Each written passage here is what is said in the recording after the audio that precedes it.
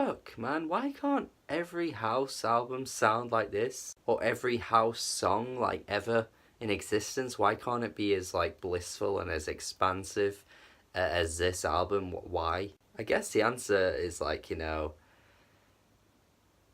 Nicolas Jaar isn't involved in like every house project ever. Maybe, but he should be. He should be, because like that would make everything just better. Against All Logic is in fact a pseudonym for Nicolas Jaar, and he has been responsible for some amazing electronic albums of this decade. Some of the best, I would argue, in fact.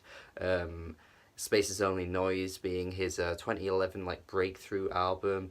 The Dark Side album he did called Psychic, friggin' love that one. That was a duo album. Well, not duo album. It was a duo of Nicolas Jaar and Dave Harrington is what I'm fucking trying to say.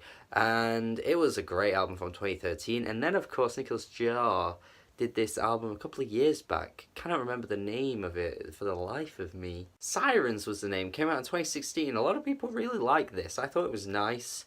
Didn't really grab onto me though. I feel like there was just something slightly missing, and perhaps it was this house direction that Nicolas Jaar needed to go in, because this right here, this yeah, this is fucking great. Like, I'm so thankful that there were a lot of reviews that came out for this, because this would have like flew by me. Like, I really would not have heard about this because I'm an idiot, but I don't know how. I don't know how this nearly flew by me, honestly, because I'm a big fan of Nicolas Jaar. I guess it's because he's not really like as open about it. It went a bit under the radar at first because no one knew who it was, and then people discovered that it was in fact Nicolas Jaar. So I think that might be why that it did do that for me.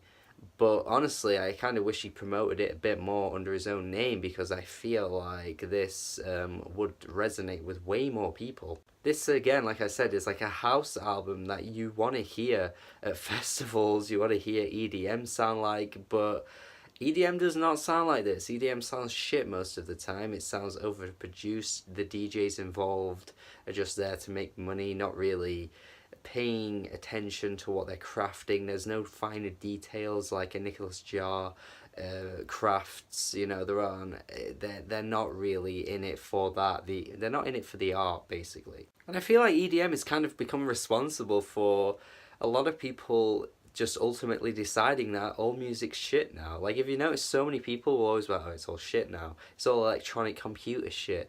And, like, that's a really bad attitude to have, but we kind of have to blame EDM for people to have that attitude, because it always comes from something, and it is because, like, the way music ended up becoming in the 2010s, like, everything just boomed, everything was just electronic dubstep, just overblown loudness that had no substance to it, and that's why people say that. But if you don't listen to this album, if you're not a fan of house music or electronic music, I would say start here, like, for this decade. Honestly, this is so good.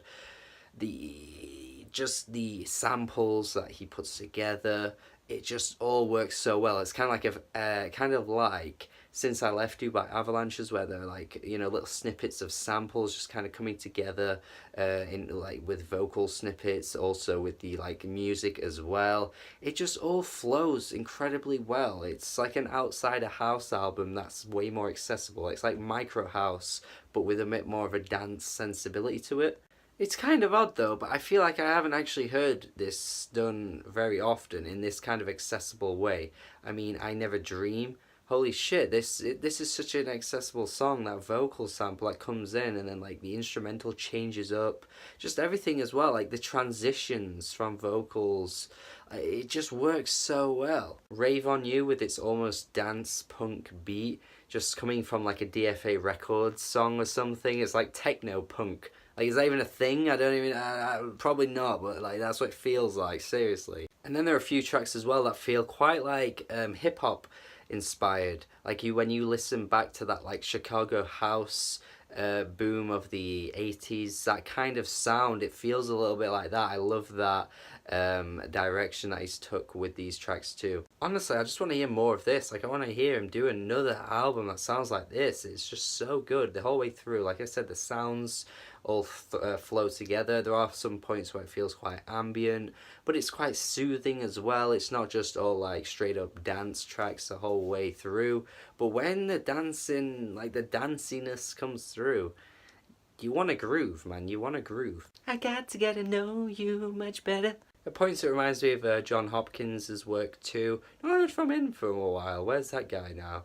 But Immunity is a great friggin' album. And also John Talabot as well with his Finn album. A lot of like the outsider house music always brings me back to those albums. Because honestly, I don't listen to a lot of it.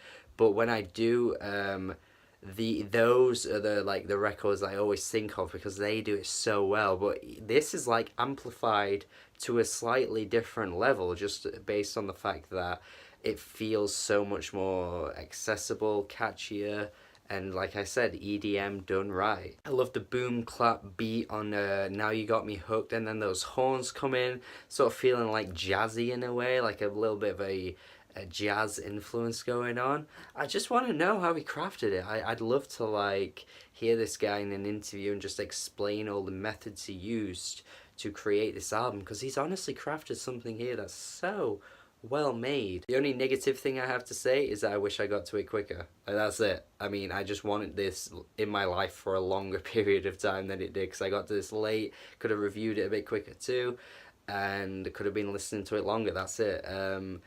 I mean, yeah, there aren't that many flaws to this album, and it might not be like an album of the year. Like that, like last year, I rated Igloo Ghost an A, and people were like, oh, why wasn't this in like your top three? You gave this an A, and A should be like, you know, your top three albums. But the thing was that I was rating it based on quality of music and how the album was crafted, because that Igloo Ghost album was just crafted in an insane way that I couldn't get my head around. That it just sounded incredible. However, in terms of replay value, I went to a few more albums a little bit more, and I feel like with this 2012 to 2017 album, I probably will go back to other albums more, but as a rating for this album, it's going to be an A, because it is just an absolute masterpiece of electronic music that I feel like we've been missing for a long time, and now we've got this. It's like, where's it been? Where's this been? Yeah, amazing album. First A of the year, approved by Not Real Music. And yeah, let me know your thoughts on this album. Tell me, what is it that you like, if you don't actually like it that much. I feel like music lovers cannot not like this. Like, this will be like top of the lists on so many lists. Music fans, the real music fans, will have this on their list at the end of the year. The electronic heads, and even hip hop heads in a way because of the sampling. Yeah, it's an A. Let me know your thoughts on this album. Listen to it if you haven't. Subscribe to the channel for more reviews, interviews, podcasts, all that kind of shit, music related stuff. And yeah, A.